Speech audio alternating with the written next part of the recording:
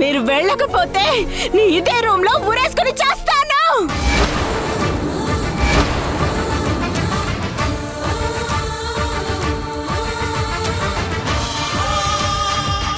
వెళ్ళిపోండిరా, వెళ్ళిపోండి, వెళ్ళిపోండి, వెళ్ళిపోండి, వెళ్ళిపోండి, వెళ్ళిపోండిరా. ఏమైంది అమ్మకి? అమ్మా అమ్మా ప్లీజ్ అమ్మా, నేను చెప్పేది వినమ్మా. మరిది గారు, ఇంక చాలు, దయచేసి ఆపండి. దయచేసి ఆపండి, మీకు దండం పెడతాను. ఒరే, మీరొస్తే అమ్మ తట్టుకోలేదని చెప్పినా వినకుండా అమ్మని బాధ పెట్టారు. అమ్మని కాస్త ప్రశాంతంగా ఉండనివ్వంటారా?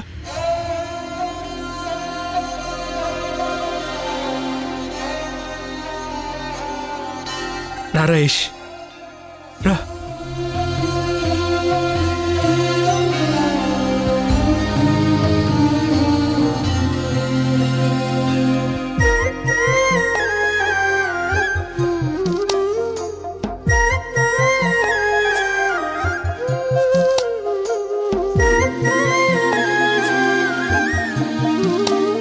బాధపడకండి మరిది గారు. ఇలా జరుగుతుందని తెలిసే మిమ్మల్ని ఇక్కడికి రావద్దు అని చెప్పాను. వచ్చి మరి అత్తయ్యని మానసికంగా ఇబ్బంది పెట్టారు. మీ వల్ల అత్తయ్య ఏదైనా అఘాయిత్యం చేసుకుంటే జరగరాంది జరిగితే ఏంటి పరిస్థితి?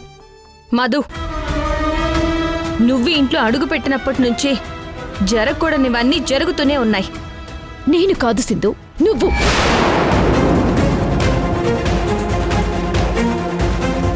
నువ్వు ఎప్పుడైతే మళ్ళీ ఈ ఇంట్లోకి వచ్చావో ఆ రోజు నుంచి ఈ ఇంట్లో మనసంతా అనేదే లేకుండా పోయింది. అత్తయ్య ఇలా అయిపోవటానికి కారణం నువ్వు కదా. నువ్వు నాటకమాడి అంత గొడవ చేసి మావయ్యని దూరం చేసావు కాబట్టే అత్తయ్యకి ఈ పరిస్థితి వచ్చింది. చేసిందంతా చేసి మళ్ళీ తిరిగి నన్నంటున్నావా?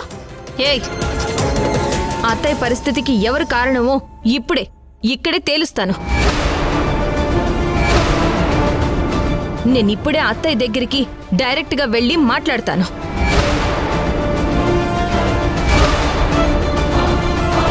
ఏ సింధు, సింధు ఆగు. ఏంటి చెప్తుంటే అర్థం కావట్లేదా? అత్తయ్య గారిని ఇంకా బాధ పెట్టద్దు. నువ్విక్కడి నుంచి కొంచెం కూడా కదలటానికి వెళ్ళలేదు. ఏయ్, నన్ను వెళ్ళొద్దు అని చెప్పడానికి నువ్వెవరితివే? జరుగు.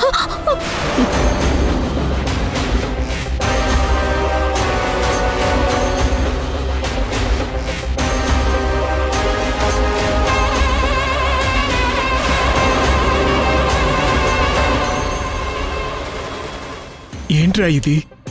ఏంట్రా ఇది? మా మీద రౌడీజం చేయడానికా ఈ సింధుని ఇక్కడ తీసుకొచ్చావు?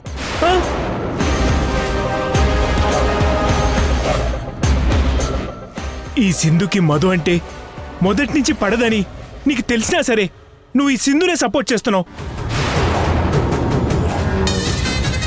ఇంట్లో ఇంత గొడవ జరుగుతున్నా మళ్ళీ సింధుని ఇంటి కోడలుగా ఇక్కడ ఉంచాలని, అందుకు అమ్మను ఒప్పించాలనే కదరా నువ్వు ఇక్కడికి వచ్చావు.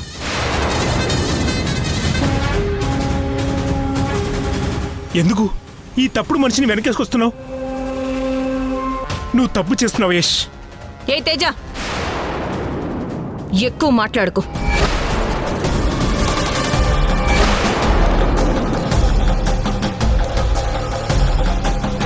తప్పుడు మనిషిని నీ పక్కన పెట్టుకుని నన్ను తప్పు పడితే అస్సలు ఊరుకోను. నీ పెళ్ళాం ఎలాంటిదో నీకు తెలుసా? సింధు ప్లీజ్ వద్దు,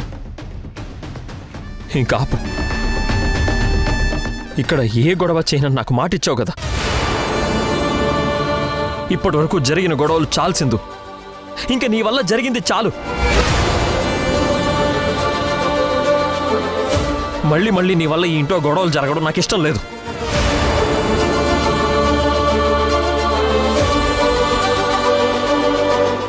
వదినా, సింధు తరపున నేను నీకు సారీ చెప్తున్నాను.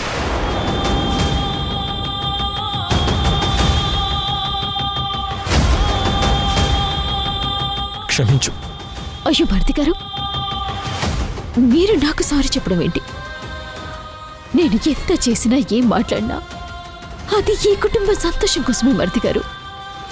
దయచేసి ఆ విషయం ఇంతటితో వదిలేయండి. అమ్మ నా మీద ఇంత సీరియస్గా ఉందని నేను అస్సలు ఎక్స్పెక్ట్ చేయలేదు వదినా.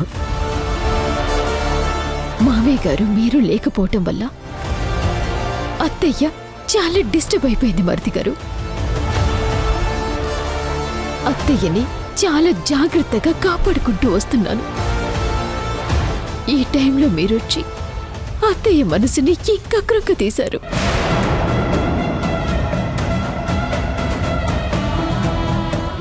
ఇప్పుడు అత్తయ్య ఏమైనా చేసుకుంటే దానికి కారణం మాత్రం మీరే అవుతారు.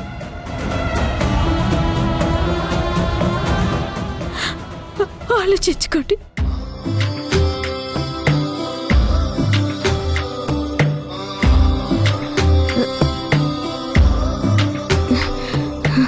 వీళ్ళని వీళ్ళని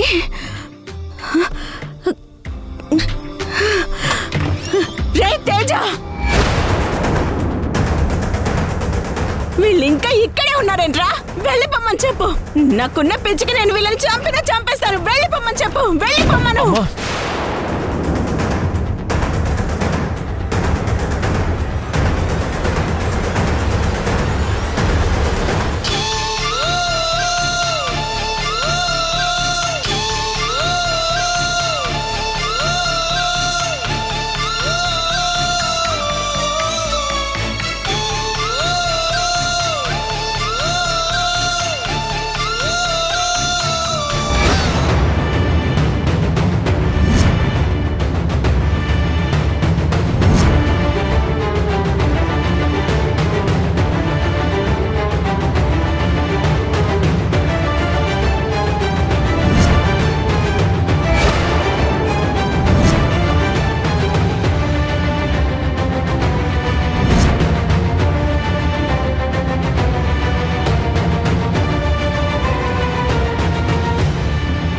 నిజంగా మా అమ్మ సింధుని నాతో పాటు మా ఇంట్లో ఉండడానికి ఒప్పుకోకపోతే నేను ఆ ఇంట్లో ఉండను.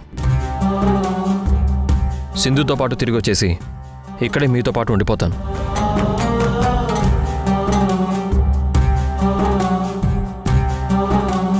సరే వదినా,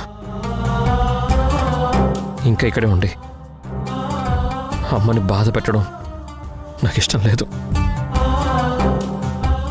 మేమే ఇక్కడి నుంచి వెళ్ళిపోతాం.